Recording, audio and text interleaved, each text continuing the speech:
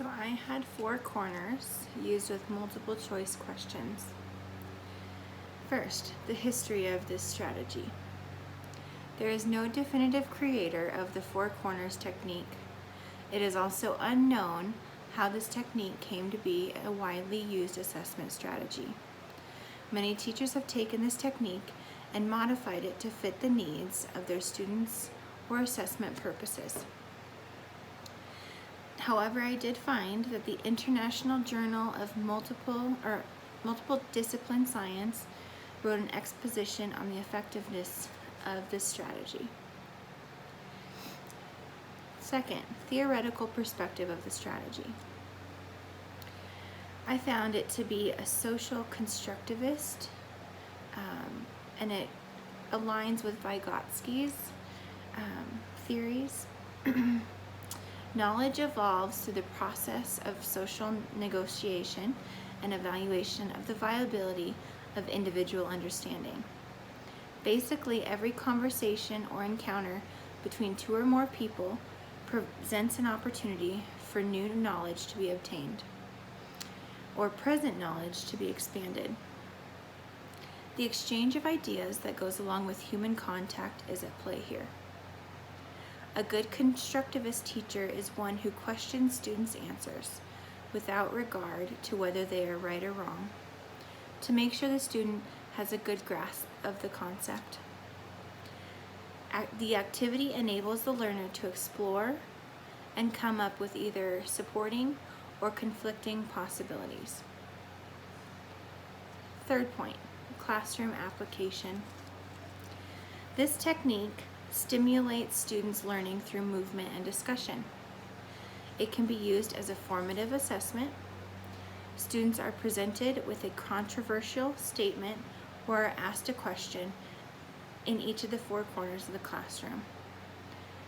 Their opinion, or they could answer by using their opinion or response by standing in front of one of the 4 statements posted around the classroom in each corner, and then talking to others about why they have chosen that specific corner. 4 corners promotes listening, verbal communication, critical thinking, and decision making. Students are able to move around, voice their opinion, talk to their friends, and share how they feel.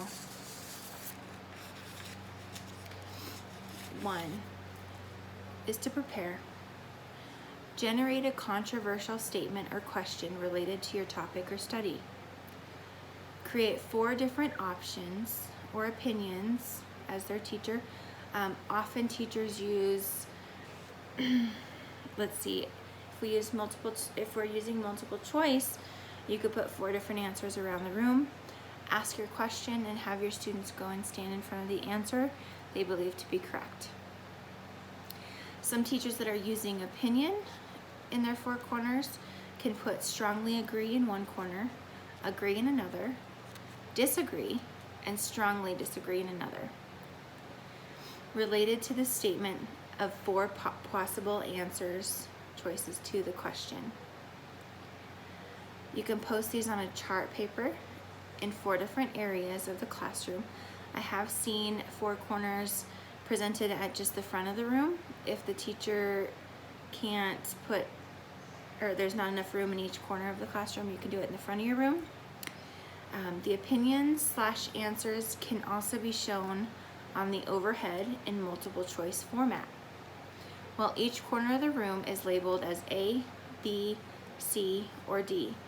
As an example, the teacher could put on the board, post the question, say it's a history question. Then for A, B, C, and D, she puts the answers of A, B, C, and D. Then each student reviews whether they think it's A, B, C, or D, and they go stand in the corner that presents the letter. 2, present. Read the statement or problem to the class without giving them choices.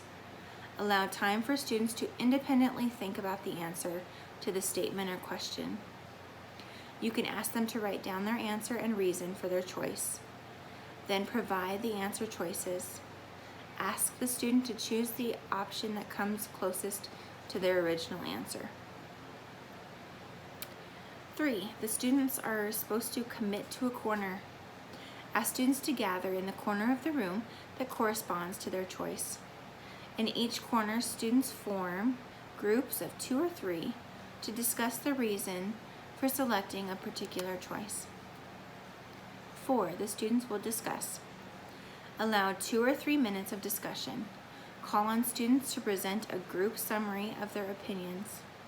This can be done through an oral presentation or as a written statement. Now here are a few examples. So I did see a teacher use weather as an example. How does weather affect you? Or does weather affect you in a particular way? And if you're going to use multiple choice, you could write A, B, C, or D on the overhead. And then each corner would be agree, strongly agree, disagree, or strongly disagree. And the students would gather in each corner that they felt. But then once they chose a corner, they had to discuss with their group why or how weather may affect them and why they chose the specific answer. So this gets students up and thinking about the topic you will discuss for the day. So this is a good beginning, like an open lesson before you actually get into a unit.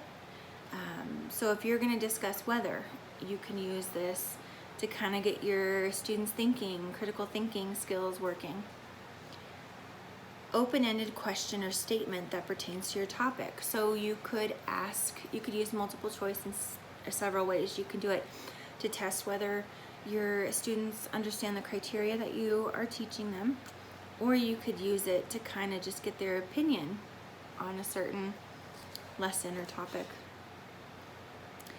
Then, as a teacher, you should decide the degrees of agreement and disagreement that you're going to use for your A, B, C, or D.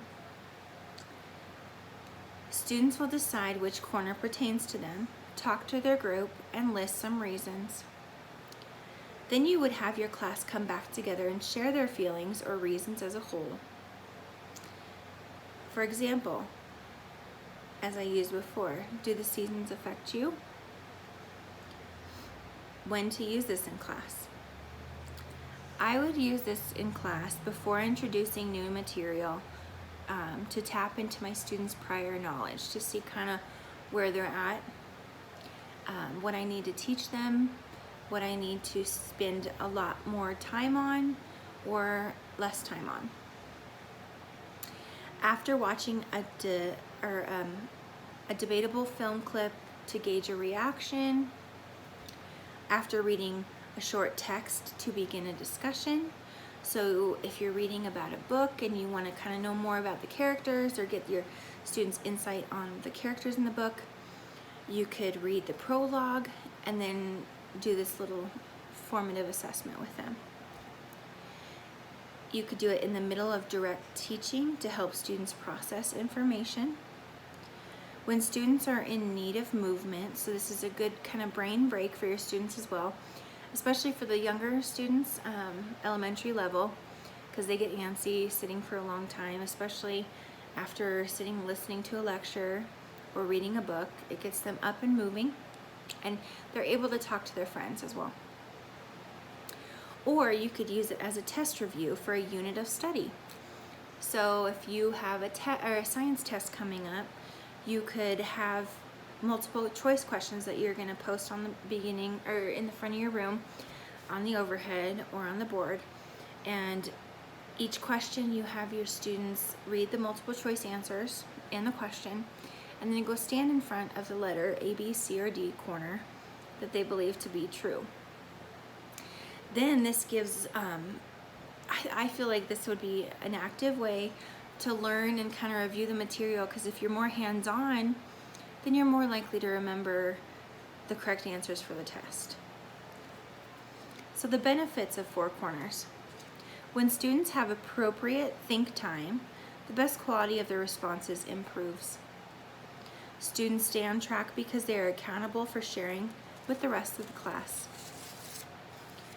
There's more critical thinking that is retained after a lesson in which students have had an opportunity to discuss and reflect on the topic.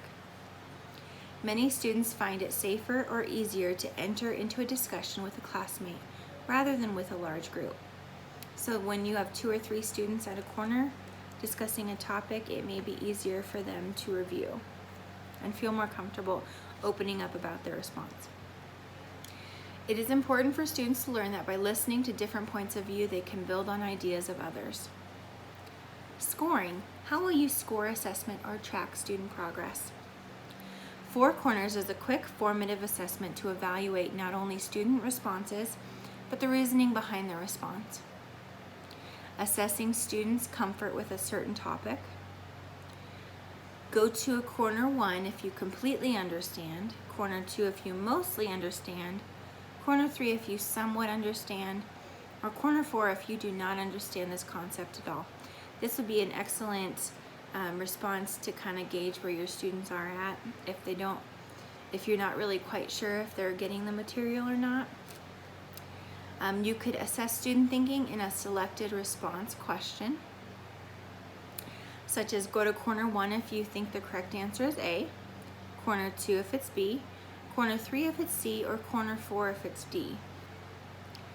You could assess students' response in a controversial question, such as go to corner 1 if you strongly agree, corner 2 if you mostly agree, corner 3 if you mostly disagree, or corner 4 if you completely agree.